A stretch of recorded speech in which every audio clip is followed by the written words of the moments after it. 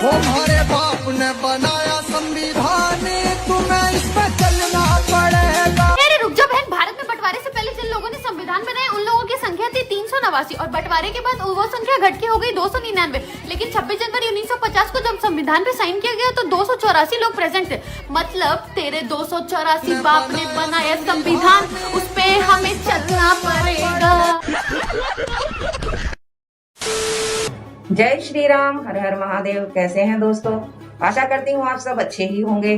स्वागत है आपका आज के एक और नए वीडियो में। चैनल पर नए आए हैं तो चैनल को सब्सक्राइब कर लीजिए, वीडियो को लाइक शेयर कीजिएगा, कमेंट बॉक्स में जय श्री राम का नारा लगाना ना भूलें। वीडियो में अंत तक बने रहिएगा। तो चलो वीडियो शुरू करते हैं। अच्छी तरह सुनिए, धमाका है ये। कहीं मैं सड़क पे जाता हूं, मुझे दो तरीके के लोग दिखते हैं। एक ऐसे मुस्कुराता है, खुश रहता है, चेहरे पे मुस्कान होती है, मैं कहता हूं आरएसएस। और एक मुझे ऐसे दिखता है। ये देखिए राहुल गांधी, आगे बताओ, यहाँ से बताओ। ये देखिए राहुल गांधी, मैं कहता हूं कांग्रेसी। अजीत भाई, धर्मेंद्र प्रधान ने इस्तीफा दे दिया। अजीत भाई, आपने कर दिखाया। अजीत भाई, आपने कर दिखाया। अब हमें पंजाब में भी धरना प्रदर्शन करना है क्योंकि वहाँ पर ही पेपर लीक हुआ है। वहाँ पे कह रहे, वहाँ पे हमारा बाप का सरकार है। अगर कोई इस्तीफा देगा तो वो है नरेंद्र मोदी। हिपोक्रेसी की भी सीमा होती है। बीजेपी अगर कोठा खोल दे तो ये अंधभक्त अपनी बहनों को लेके कोठे पे पहुंच जाएंगे, कहेंगे ये मेरी सरकार का कोठा है, तुमसे क्या मतलब। क्या हुआ? अरे वाह अंधभक्त। अरे मैडम, बीजेपी की सरकार में कोठा नहीं खुला है, कोठा तुम्हारे कांग्रेस के सरकार में खुला था। मुंबई का कमाटीपुरा, दिल्ली का जीबी रोड, कोलकाता का सोनागाछी, ये सरकार तुम्हारी कांग्रेस सरकार ने ही खुलवाई थी ताकि वो जब सत्ता से बाहर जाए न तो उसके पाले हुए चमचे पर अम्मा बहन को ले जाके 150 रुपए में ठुकवा सके अंधभक्तों से। बजाओ ताली।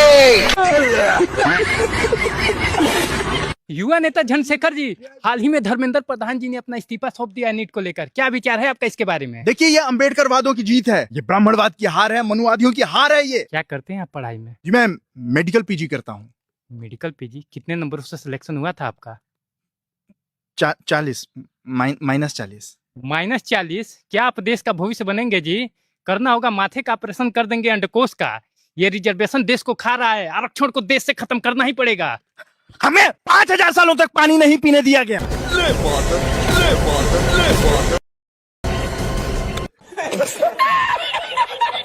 जैसे ही रिजर्वेशन हटाओ आंदोलन सोशल मीडिया पर फैलने लगा तो बवासीर के मरीजों की तकलीफें बढ़ने लगी। जैसे ये मुझे तो लग रहा है कि चाइनीज फंडिंग आ रही है इसके पीछे जो है।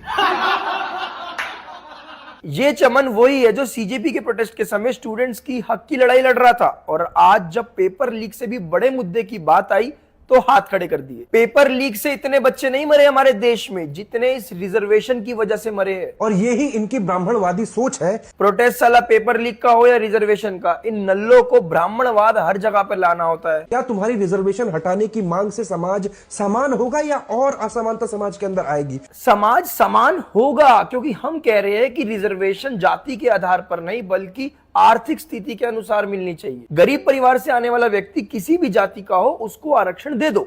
जैसे ईडब्ल्यूएस, हेल्थ, एजुकेशन और सभी चीजों में व्यक्ति को फाइनेंशियली अगर वो कमजोर है तो उसको आरक्षण मिलना चाहिए। इससे समाज के अंदर समानता पैदा होती है। लोग एक दूसरे के प्रति गलत भावनाहीन भावना नहीं रखते कि ये छोटा है ये बड़ा है, सब एक जैसे है भाई।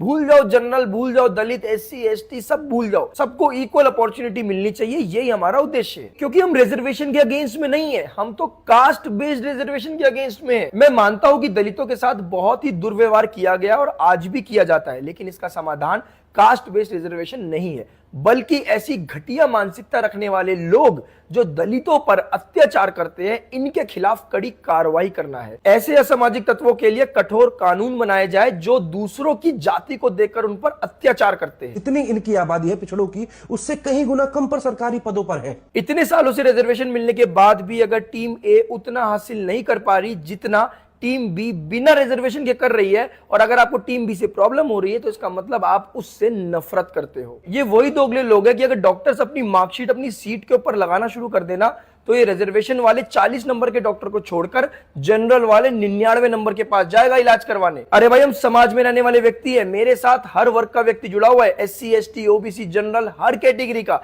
एक साथ रहते हैं, हंसते खेलते हैं, साथ में खाना खाते हैं, घूमते फिरते हैं, मौज, और कोई डिस्क्रिमिनेशन नहीं है, एकजुट होकर लड़ते हैं, क्योंकि हम लोगों को इन सब चीजों से बाहर निकलना है। और पेपर लीक का मुद्दा आपके लिए बहुत जरूरी था स्टूडेंट के पर्सपेक्टिव से, तो फिर दोबारा कह रहा हूं, इससे बड़ा मुद्दा कोई नहीं है। कम से कम ये तो होता कि एक बार कम से कम उनसे हाथ मिला देते, उनसे दो शब्द कह लेते, या उनके दो शब्द सुन लेते। आदमी जानवर भी रखता है तो घर में उसके साथ सुनपत होती है, वो तो फिर मानो वो गलत हो रहा है। हदा जी हदा है, हमारे ईमान वालों को परेशान किया जा रहा है और कुछ नहीं। हम फिर से धरने पे जाएंगे, दोबारा धरने पे बैठेंगे, परेशान किया जा रहा है, वो गलत हो रहा है। अबे अब क्या गलत हो रहा है? तुमको कुछ नहीं पता? तुम्हारे मोदी साहब को नीले लोमड़ों की परेशानी तो जल्दी दिख जाती है, हम ईमान वालों की नहीं दिख रही है। कितना गलत कर रही है हमारे संग में यूपी पुलिस। यूपी पुलिस गलत कर रही है? हाँ। अबे कहाँ कर रही है यूपी पुलिस गलत? हमारे वो है ना जंतर मंतर पे वो कॉकरोचों को खाना खिलाने वाले, अपना थूक मिला मिला के मीठा स्वादिष्ट खाना बना के मीठे जुनेद भाई। हाँ। ओ जुनेद भाई के घर यूपी पुलिस पहुंच गई, जो के टाड़ू। यूपी पुलिस पहुंच गई? हाँ। और जुनेद भाई तो मिले नहीं, जुनेद भाई तो कहीं छुप गए। उनको डर है कि जो काम दिल्ली पुलिस नहीं कर पाई किसी मजबूरी में, वो काम कहीं यूपी पुलिस ना कर दे, उनके चूतड़ों में डंडा ना कर दे। तो वो तो मिले नहीं जो के टाड़ू। पर उनके घर जाके पूछ रही है कि जुनेद मियाँ की तो सादरा में एक छोटी सी मोबाइल की दुकान है बस, और जंतर मंतर पे 5-7 लाख रुपए का पर डे इन्होंने खाना खिलाया है, तो वो पैसा कहां से आया उसका हिसाब दो।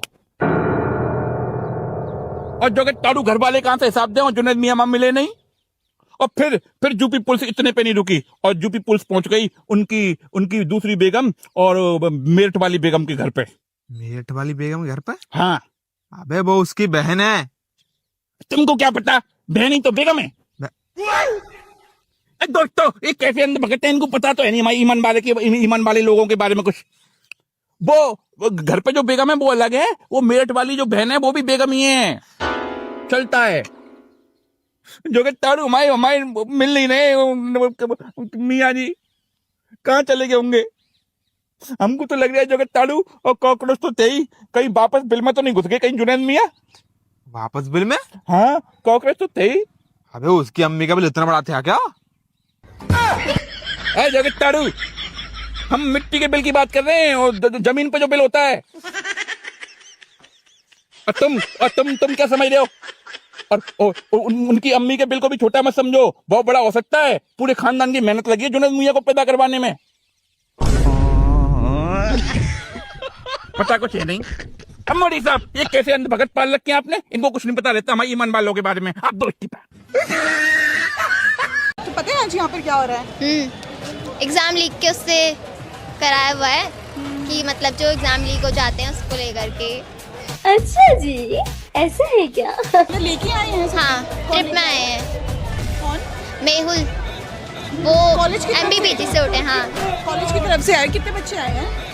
आए हैं कुल 250-300 के करीब शायद। 250-300 के बच्चों को लेके आए वहाँ से, तो इंटरेस्टेड थे ही आना?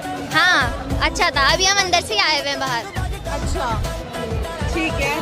अच्छा, तो राहुल गांधी के कैसे नेता है? मतलब लग रहा है कि आगे ये आवाज उठा रहे हैं तो कुछ होगा।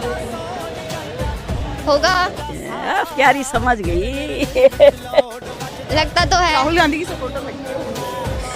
राहुल गांधी की सपोर्टर हो? हाँ। देखो सच बताना है। हंस रही हो इस बात पे? मैं सही बता रही हूँ। नहीं, बीजेपी वाली। बीजेपी वाली तो यहाँ क्या करती हो? ये तुम्हारी जगह है यहाँ पे। बट आगे देखने के लिए क्या है कैसा है पता तो चले ना कुछ। Good morning Gen Zs. Good morning. आपने देश के एजुकेशन मिनिस्टर का इस्तीफा तो ले लिया? कांग्रेचुलेशंस। Thank you. लेकिन अब क्या, मिशन कंप्लीट नहीं? क्या देश के एजुकेशन सिस्टम में अब कुछ और बड़े बदलाव लाने का भी मूड है?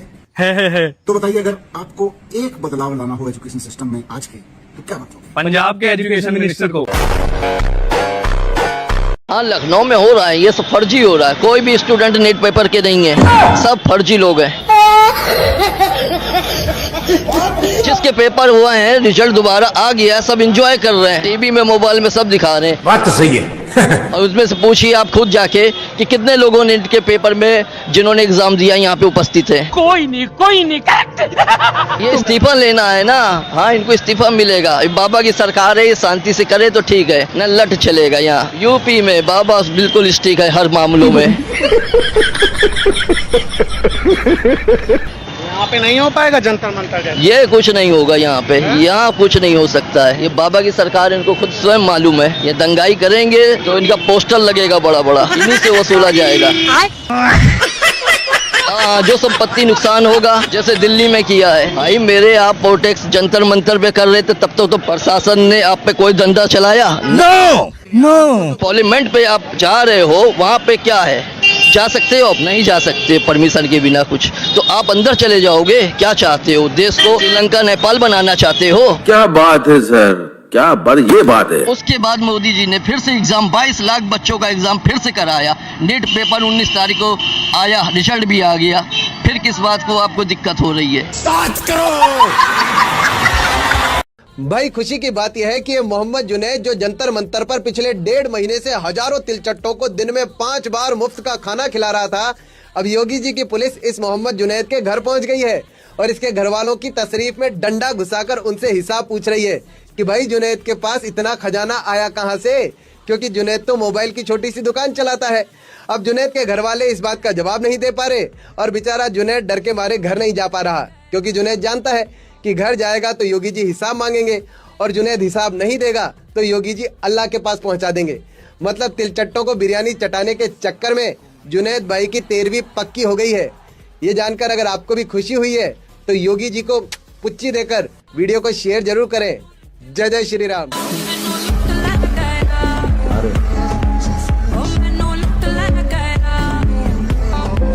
भाई मजा आया, और मैं ये जो मजा है हिंदुस्तान के हर व्यक्ति को देना चाहता हूँ। कैसा लगा दोस्तों वीडियो को लाइक शेयर कीजिएगा।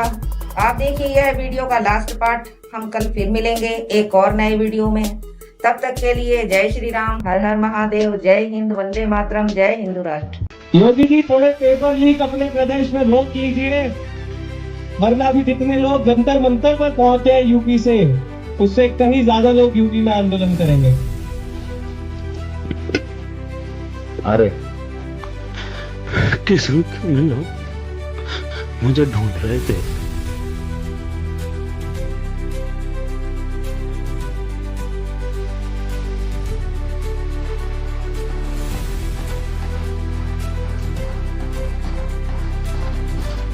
इसने छात्रों और युवाओं के भविष्य के साथ खिलवाड़ किया तो मान करके चलिए कि उस माफिया के लिए 2 ही जगह होगी, या तो जेल होगी और संपत्ति जो भी बाप दादों के द्वारा कमाई गई संपत्ति होगी उसको हम जब्त भी करेंगे।